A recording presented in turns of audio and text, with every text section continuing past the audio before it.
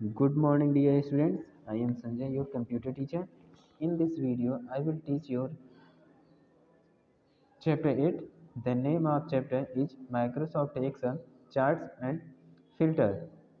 Get ready with your pen and paper. तो बच्चों देखिए आज हम इस चैप्टर के बारे में जानेंगे पढ़ेंगे।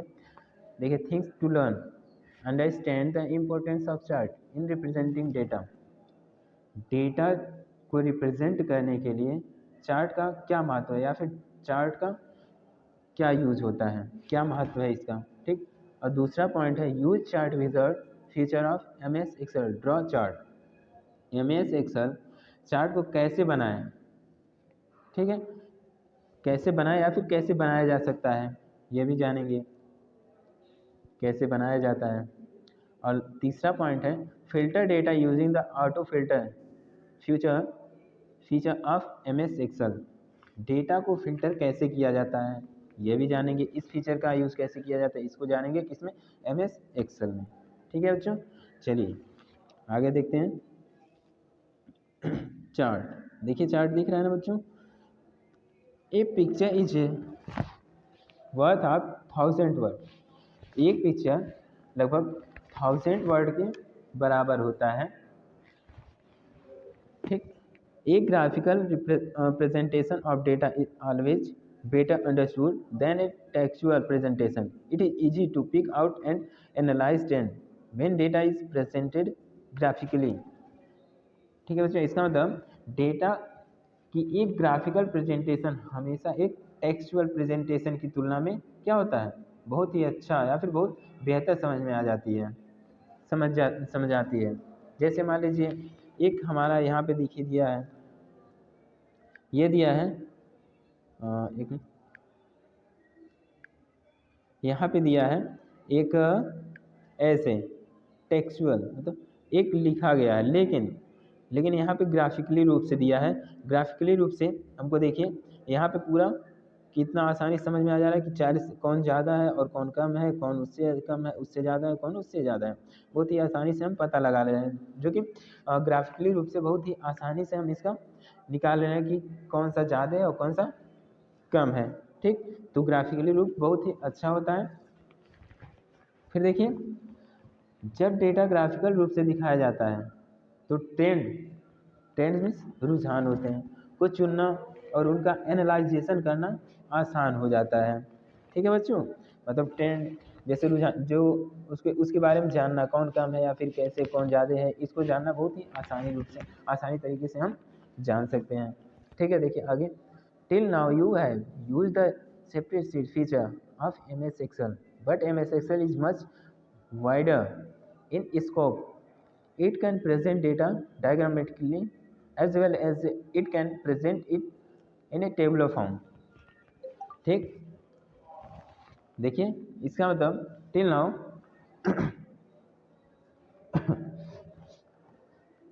अब तक आपने एक्सेल स्प्रेडशीट फीचर का उपयोग किया है, नहीं किया होगा बच्चों, लेकिन बाद में बताएंगे उसका इसमें उपयोग किया जाएगा। देखिए लेकिन एमएस एक्सेल का एक वाइडर मीन्स क्या होता है, दायरा, काफ़ी स्कोप मीन्स क्या होता है, व्यापक, बहुत बड़ा, व्यापक है या फिर स्कोप है।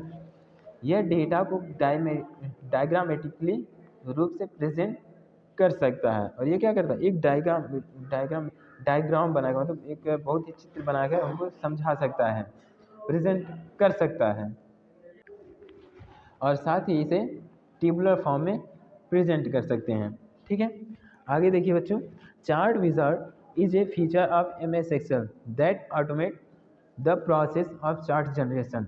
It guides a user through ए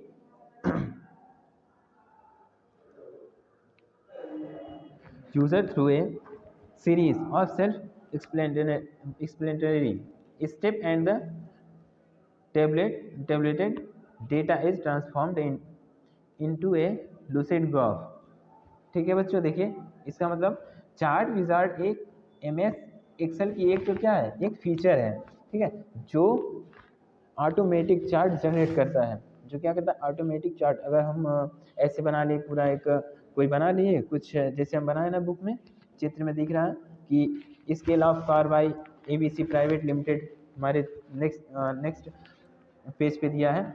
इसको इस तरह से हम प्रेजेंट इसको इस तरह दिखा दिए, लेकिन इसको बहुत ही आसानी रूप से MS एक्सेल में चार्ट विज़ार्ड जो होता है बहुत ही आसानी तरीके से इसको एक चित्र में बदल देता है, एक जो कि उसमें आसानी से हम उससे पता कर सकते हैं कि कौन कौन ज़्यादा है कौन कम है। ठीक है बच्चों। इसके बाद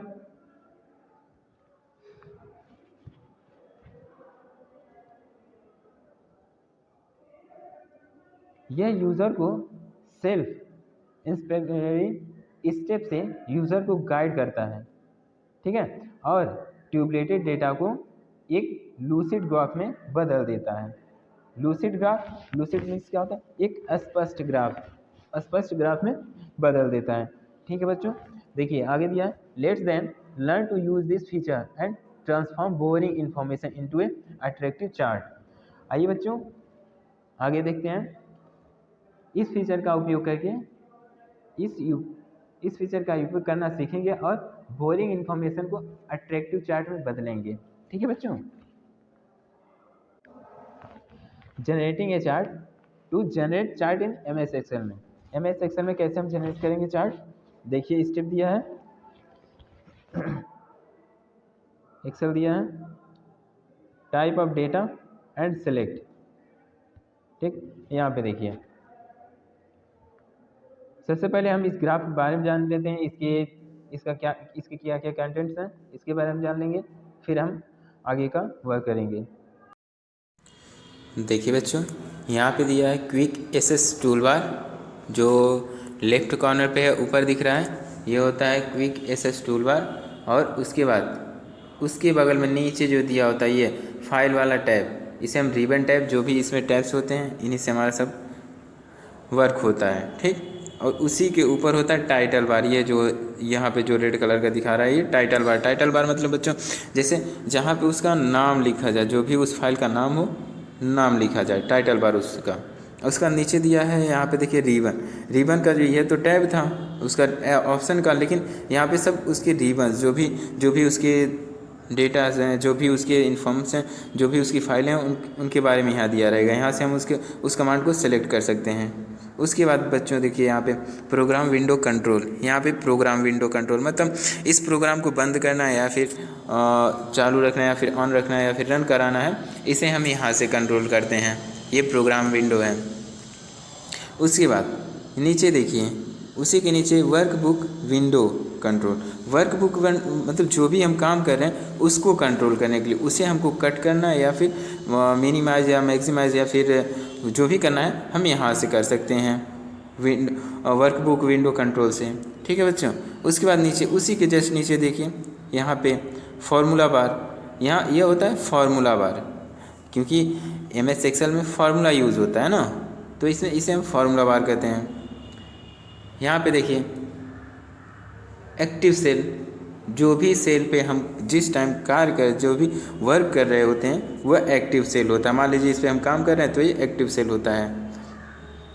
उसके बाद नीचे देखिए उसके यहाँ से यहाँ तक ये पूरा, इसे हम जो ऐसे पूरा होता है इसे हम रो कहते हैं। उसके बाद ये जो होता है रो हेडिंग होता है, ये रो हेडिंग कहलाता है। उसके बाद ये जो कॉलम का हिस्सा है इसे हम कॉलम कहते हैं, जो खड़ा है हॉरिजॉन्टल है उसे हम कॉलम कहेंगे। उसके बाद यहाँ पे जो एक डब्बा दिख रहा है, ये मतलब एक जो खाना है, छोटे छोटे खाने होते हैं उन्हें हम सेल के नाम से जानते हैं। ठीक,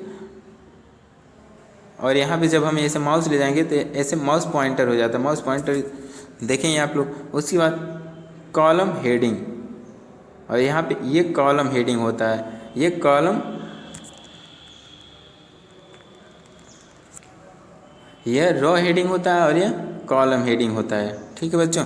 उसके बाद यहाँ स्क्रॉल बार नीचे दिया है, स्क्रॉल बार देखिए स्क्रॉल बार यहाँ पे होता है। उसके बाद स्क्रॉल बार के नीचे हमारा जो होता है एक ऑप्शन जूम स्लाइडर का, मतलब जूम करने के लिए, जूम इन और जूम आउट करने के लिए। उसके बाद व्यू बटन होता है। व्यू हम किस तरह से व्यू कर सकते हैं, बड़ा में या फिर छोटा में, जिस तरह से व्यू करते हैं वहाँ पे दिखाता है। फिर यहाँ वर्क शीट टैब, नीचे वर्क शीट टैब होता है। यहाँ पे देखिए सीट लिखा है, तो वर्क शीट टैब इसे हम कहते हैं। उसके बाद शीट 2 स्टेटस बार, जो भी हम फाइल में लिखते हैं वह स्टेटस बार भी एक होता है उसमें। बच्चों ये सब इसके कंटेंट्स हैं। माइक्रोसॉफ्ट एक्सेल जो भी इंटरफेस हमको दिखाई देता है उसके सब ये सब कंटेंट्स हैं, ठीक है।